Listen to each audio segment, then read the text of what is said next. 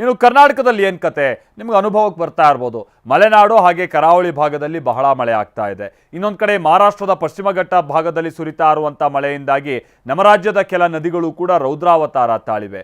ನದಿ ಪಾತ್ರದ ಜನರಲ್ಲಿ ಪ್ರಳಯದ ಭೀತಿ ಮತ್ತೆ ಈಗ ಶುರುವಾಗ್ತಾ ಇದೆ. ಸೊ ಸೇತುವೆಗಳು ಮುಳುಗ್ತಾ ಇದೆ, ಜಮೀನುಗಳು ಕೊಚ್ಚಿ ಹೋಗ್ತಾ ಇದೆ. ಇಷ್ಟು ದಿನ ಮಳೆ ಇಲ್ಲ ಅಂತ ಹೇಳಿ ಪರಿತಪಿಸ್ತಾ ಇದ್ದಂಥ ರೈತ ಈಗ ಬೆಳಿಬಹುದಾದಂಥ ಬೆಳೆಗೆ ಇನ್ನೇನು ಮಾಡೋದಪ್ಪ, ಆ ಜಮೀನೇ ಮುಳುಗೋಗ್ತಾ ಇದೆಯಲ್ಲ, ಈ ರೀತಿಯಂಥ ಆತಂಕಕ್ಕೊಳಗಾಗಿದ್ದಾನೆ. ಬನ್ನದಕ್ಕೆ ಸಂಬಂಧಪಟ್ಟಾಗ ರಿಪೋರ್ಟ್ ನೋಡ್ಕೊಂಬೋಣ. ಬೆಳಗಾವಿಯಲ್ಲಿ ಸಪ್ತ ನದಿಗಳ ಅಬ್ಬರ, ಎಲ್ಲೆಲ್ಲೂ ಪ್ರವಾಹದ ಆತಂಕ. ಪಶ್ಚಿಮ ಘಟ್ಟಗಳಲ್ಲಿ ಸುರಿತಾ ಇರುವ ಮಳೆಗೆ ಕೃಷ್ಣಾ, ದೂದ್ಗಂಗಾ, ಪಂಚಗಂಗಾ ನದಿಗಳು ಅಪಾಯದ ಮಟ್ಟ ಮೀರಿ ಅಬ್ಬರಿಸ್ತಾ ಇವೆ. ಕೊಲ್ಲಾಪುರದ ಶಿರೋಳ ತಾಲೂಕಿನ ಐತಿಹಾಸಿಕ ನರಸಿಂಹವಾಡಿ ದತ್ತ ಮಂದಿರಕ್ಕೆ ಕೃಷ್ಣಾ ಹಾಗೂ ಪಂಚಗಂಗಾ ನದಿ ನೀರು ನುಗ್ಗಿದ್ದು ದೇವಸ್ಥಾನ ಭಾಗಶಃ ಜಲಾವೃತವಾಗಿದೆ.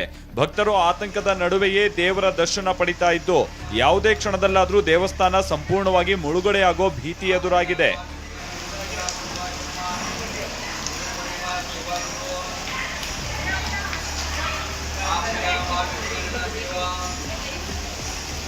ಇತ್ತ ಬೆಳಗಾವಿ ಜಿಲ್ಲೆ ಚಿಕ್ಕೋಡಿ ತಾಲೂಕಿನ ಮುಲ್ಲಾನ್ಕಿ ಗ್ರಾಮದ ಮನ್ಸೂರ್ ಅಲಿ ದರ್ಗಾವನ್ನ ದೂದ್ಗಂಗಾ ನದಿ ತನ್ನೊಡಲಿಗೆ ಎಳೆದುಕೊಂಡಿದೆ. ಕೇವಲ ಒಂದೇ ರಾತ್ರಿಯಲ್ಲಿ ದೂದ್ಗಂಗಾ ನದಿ ಬರೋಬ್ಬರಿ 20 ಅಡಿಯಷ್ಟು ಏರಿಕೆಯಾಗಿದೆ.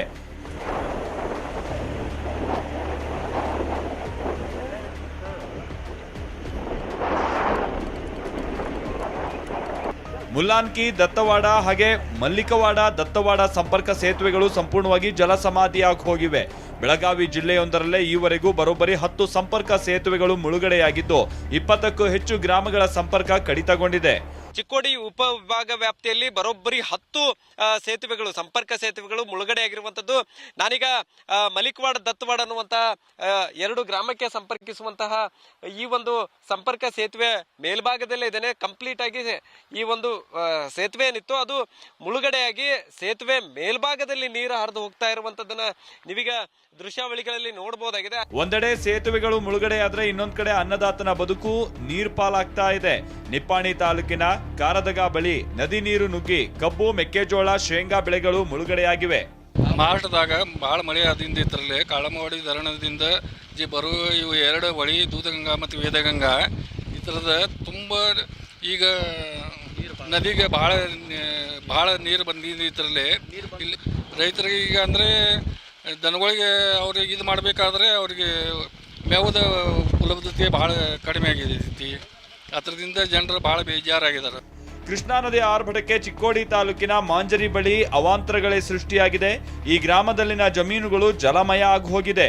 ಬೆಳಗಾವಿ ಜಿಲ್ಲೆಯ ಚಿಕ್ಕೋಡಿ ತಾಲೂಕಿನ ಮಾಂಜರಿ ಗ್ರಾಮದ ಹೊರವಲಯದಲ್ಲೇ ಹರಿದು ಹೋಗುವಂತಹ ಈ ಒಂದು ಕೃಷ್ಣಾ ನದಿ ಎಷ್ಟರ ಮಟ್ಟಿಗೆ ತನ್ನ ರೌದ್ರ ನರ್ತನವನ್ನು ತೋರ್ತಾ ಇದೆ ಅನ್ನುವಂಥದ್ದನ್ನ ತೋರಿಸ್ತಾ ಹೋಗ್ತೇನೆ. ಈ ಒಂದು ನನ್ನ ಎಡಭಾಗದಲ್ಲಿ ದೃಶ್ಯಾವಳಿಗಳನ್ನು ನೋಡ್ಬೋದಾಗಿದೆ ನೀವು. ಅಲ್ಲಿ ಕಬ್ಬನ್ನು ಬೆಳೆಯಲಾಗಿದೆ, ಅದರ ಜೊತೆಗೆ ಬೇರೆ ಬೇರೆ ಬೆಳೆಗಳನ್ನು ಕೂಡ ಬೆಳೆಯಲಾಗಿತ್ತು. ಆದರೆ ಈಗ ನದಿಯ ನೀರು ಒಳಭಾಗದಲ್ಲಿ ಬಿಟ್ಟು ಹೊರಭಾಗಕ್ಕೆ ಹೋಗಿರುವಂಥದ್ದನ್ನ, ಮತ್ತೊಂದು ಕಡೆ ವಿದ್ಯುತ್ ಕಂಬಗಳು ಕೂಡ ಈಗಾಗಲೇ ಮುಳುಗಡೆ ಆಗಿರುವಂಥದ್ದು. ಬೆಳಗಾವಿ ಜಿಲ್ಲೆ ನಿಪ್ಪಾಣಿ ತಾಲೂಕಿನ ಕಾರದಗ ಗ್ರಾಮದಲ್ಲಿ ಸ್ಮಶಾನ ಭೂಮಿಗೆ ನದಿಯ ನೀರು ನುಗ್ಗಿದೆ.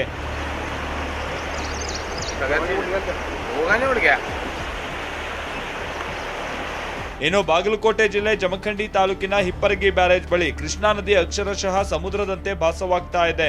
ನದಿ ತೀರದ ರೈತರು ಜೀವದ ಹಂಗು ತೊರೆದು ತಮ್ಮ ಪಂಪ್ ಸೆಟ್, ಮೋಟಾರ್ ಪೈಪ್ಗಳನ್ನು ರಕ್ಷಿಸಿಕೊಳ್ಳೋಕೆ ಹರಸಾಹಸ ಪಡ್ತಿದ್ದಾರೆ.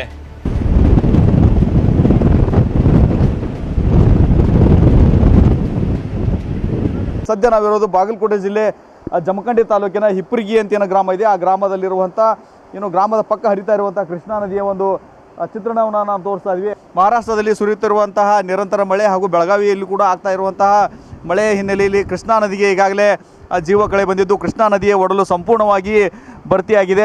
ಪಶ್ಚಿಮ ಘಟ್ಟಗಳಲ್ಲಿ ನಿರಂತರ ಮಳೆಯಿಂದಾಗಿ ಘಟಪ್ರಭಾ ನದಿಗೂ ಅಪಾರ ನೀರು ಹರಿದು ಬರ್ತಾ ಇದೆ.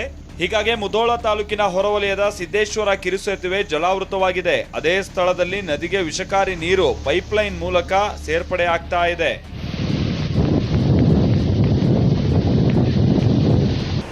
ಪ್ರವಾಹದ ಭೀತಿ ಇದ್ರೂ ಕರುನಾಡಿನ ಮಟ್ಟಿಗೆ ಈ ಮಳೆ ಸಂತಸವನ್ನೂ ತಂದಿದೆ. ಮಲೆನಾಡಿನ ಮಳೆಯಿಂದಾಗಿ ಶಿವಮೊಗ್ಗದ ಗಾಜನೂರು ತುಂಗಾ ಡ್ಯಾಂ ಸಂಪೂರ್ಣವಾಗಿ ಭರ್ತಿಯಾಗಿದೆ. ಇತಿಹಾಸದಲ್ಲೇ ಮೊದಲ ಬಾರಿಗೆ ಡ್ಯಾಂನ ಎಲ್ಲ 22 ಗೇಟ್ಗಳನ್ನು ಓಪನ್ ಮಾಡಲಾಗಿದೆ.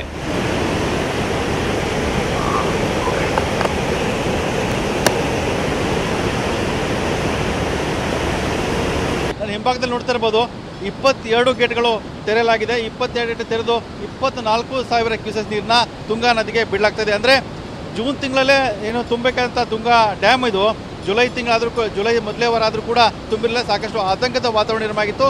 ಈಗ ತುಂಗಾ ಡ್ಯಾಮ್ ಸಂಪೂರ್ಣವಾಗಿ ಭರ್ತಿಯಾಗಿದೆ. 22 ಗೇಟ್ ಮೂಲಕವಾಗಿ 24,000 ಕ್ಯೂಸೆಸ್ ನೀರು ಬಿಡ್ತಾ ಇದೆ. ನೋಡ್ಬೋದು ಎಷ್ಟೊಂದು ರುದ್ರ ರಮಣೀಯ ದೃಶ್ಯ ನೋಡ್ಬೋದು. ಅತ್ತ ಜಗಳೂರಿನ 57 ಕೆರೆಗಳಿಗೆ ತುಂಗಭದ್ರಾ ನದಿ ನೀರು ಪೈಪ್ಲೈನ್ ಮೂಲಕ ಹರಿತಾ ಇದ್ದು ದಾವಣಗೆರೆ ಜಿಲ್ಲೆ ರೈತರ ಮುಖದಲ್ಲಿ ಮಂದಹಾಸ ಮೂಡಿದೆ.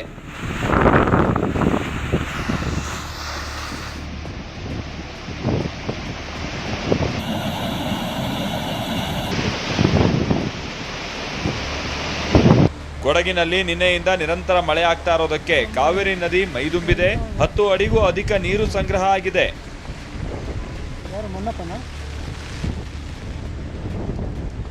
ಈ ಜಿಲ್ಲೆಯ ನದಿ ತೊರೆಗಳು ಎಲ್ಲವೂ ಕೂಡ ಬತ್ತಿ ಬರಡಾಗಿ ಹೋಗಿದ್ದವು, ಜಲಾಶಯಗಳು ಬರಡಾಗಿ ಹೋಗಿತ್ತು.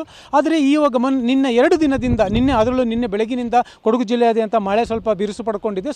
ಹಾಗಾಗಿ ಈ ಬತ್ತಿ ಬರಡಾಗಿ ಹೋಗಿದಂತಹ ನದಿಗಳು ಹೇಗೆ ಮೈದುಂಬಿ ಹರಿತಾ ಇದೆ ಅನ್ನೋದನ್ನು ನಾವು ನೋಡ್ತಾ ಇದ್ದೇವೆ. ಇದು ಜೀವನದಿ ಕಾವೇರಿ. ಮೊನ್ನೆ 2 ದಿನಗಳ ಹಿಂದೆವರೆಗೂ ಕೂಡ ಈ ಜೀವನದಿ ಕಾವೇರಿಯಲ್ಲಿ ಈಗ ನೀರೇ ಇರಲಿಲ್ಲ, ಕೇವಲ 1 ಅಡಿ 2 ಅಡಿ ಅಷ್ಟೇ ನೀರಿತ್ತು. ಆದರೆ ಇವಾಗ ಹೇಗೆ ಮೈದುಂಬಿ ಹರಿತಾ ಇದೆ ಅನ್ನೋದನ್ನು ನಾವು ನೋಡಬಹುದು. ಹಾಸನ ಜಿಲ್ಲೆ ಸಕಲೇಶಪುರ ಭಾಗದಲ್ಲಿ ಬಿರುಗಾಳಿಗೆ ವಿದ್ಯುತ್ ಕಂಬಗಳು ಧರೆಗುರುಳಿವೆ. ಮರಗಳು ಮುರಿದು ಬಿದ್ದ ಪರಿಣಾಮ ಮಾರ್ನಹಳ್ಳಿ, ಹೆಗ್ಗದ್ದೆ ಸೇರಿದಂತೆ ಹಲವು ಗ್ರಾಮಗಳು ಕತ್ತಲಲ್ಲಿ ಮುಳುಗಿವೆ. ಜೀವದ ಹಂಗು ತೊರೆದು ಲೈನ್ಮನ್ಗಳು ದುರಸ್ತಿ ಕಾರ್ಯದಲ್ಲಿ ತೊಡಗಿದ್ದಾರೆ. ಚಿಕ್ಕಮಗಳೂರು ಜಿಲ್ಲೆ ಕಳಸದ SK ಮೇಗಲ್ ರಸ್ತೆಯಲ್ಲಿ ಮರ ಬಿದ್ದು ಸಂಚಾರ ಬಂದ್ ಆಗಿದ್ರೆ, ಶಿವಮೊಗ್ಗ ಜಿಲ್ಲೆ ಸಾಗರದಲ್ಲಿ ಆಟೋ ಚಾಲಕನ ಮನೆಯ ಚಾವಣಿ ಕುಸಿದು ಕುಟುಂಬವೊಂದು ಬೀದಿಗೆ ಬಿದ್ದಿದೆ. Bureau report, TV9.